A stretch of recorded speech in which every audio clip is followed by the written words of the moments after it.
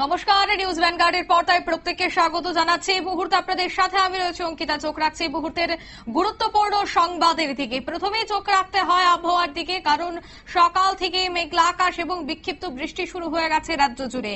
আজ ছুটির দিন অর্থাৎ রবিবার, এবং আজ দিনভর কিন্তু বৃষ্টি থাকবে। বৃষ্টি মধ্য দিয়ে কাটাতে হবে এই ছুটির দিন। তবে বজ্রপাতের সতর্ক বার্তা জারি করা হয়েছে রাজ্যের 1 থেকে 2টি জায়গায়। বিস্তারিত সে বিষয়ে জানবো। টেলিফোন লাইনে যুক্ত হয়ে গেছে প্রতিনিধি শতাব্দী দেবরাজ। শতাব্দী, মেঘলা আকাশ, হালকা বৃষ্টিও রয়েছে সকাল থেকে।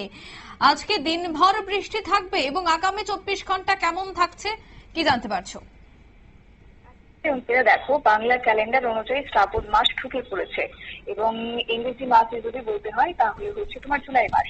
আর জুন এবং জুলাই মাস মানেই কিন্তু আমরা জানি বর্ষার তার ইনিংস দেখাতে শুরু করা, এবং সেই মোতাবেক কিন্তু আমাদের রাজ্য জুড়ে সেই ছবি ধরা পড়েছে। বিগত দিনের কথাও যদি বলতে হয় একই ছবি, এবং বর্তমানে যদিও তোমার বৃষ্টির পরিমাণটা অনেকটাই কমে গেছে, পার্থক্য যদি ধরতে হয়। তবে আজকে হচ্ছে রবিবার এবং উইকেন্ড, আর সেক্ষেত্রে সপ্তাহান্তে এই সকাল থেকে আজ একটা মেঘলা আকাশ লক্ষ্য করা যাচ্ছে।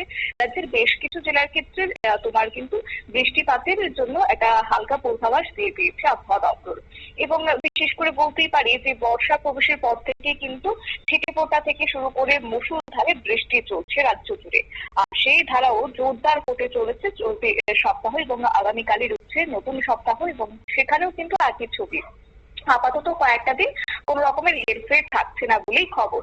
এছাড়াও আবহাওয়া দপ্তর যা জানাচ্ছে তাতে করে উত্তর পূর্ব বঙ্গোপসাগরে নতুন করে একটা নিম্নচাপ তৈরি হতে পারে।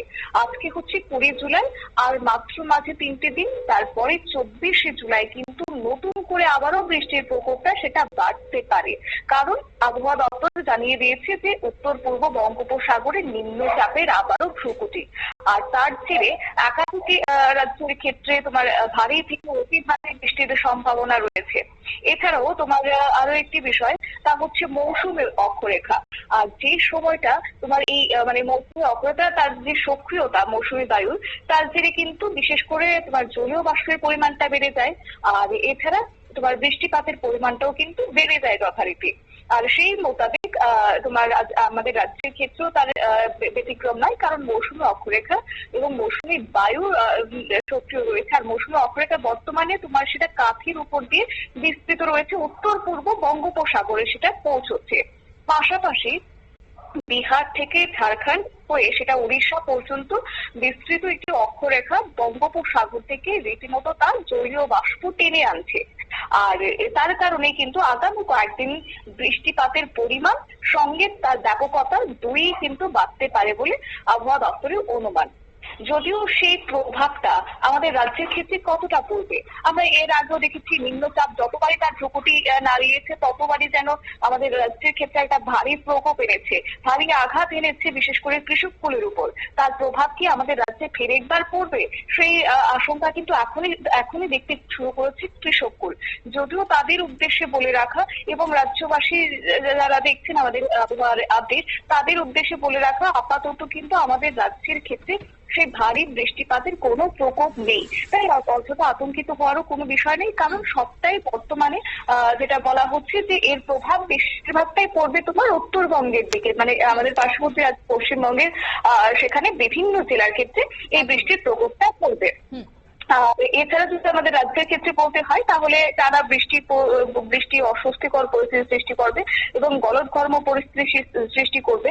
যেমনটা আজকের দিন যদি বলতে হয়, দিনভর রাজ্যের বেশ কিছু জেলার ক্ষেত্রে এই বৃষ্টি এছাড়াও তাপমাত্রা কিন্তু ঊর্ধ্বমুখী হবে বলে জানাচ্ছে আবহাওয়া দপ্তর। অঙ্কিতা, ধন্যবাদ শতাব্দী। অর্থাৎ বৃষ্টি থাকবে গোটা রাজ্য জুড়ে, এবং তাপমাত্রা কিন্তু গত 24 ঘন্টার তুলনায় 2 থেকে 3 ডিগ্রি তাপমাত্রা কমেছে। হালকা থেকে মাঝারি বৃষ্টিপাত গোটা রাজ্যেই পরিলক্ষিত হবে। নিয়ে নিচে ছোট্ট একটি বিজ্ঞাপন বিরতি, সঙ্গে থাকুন।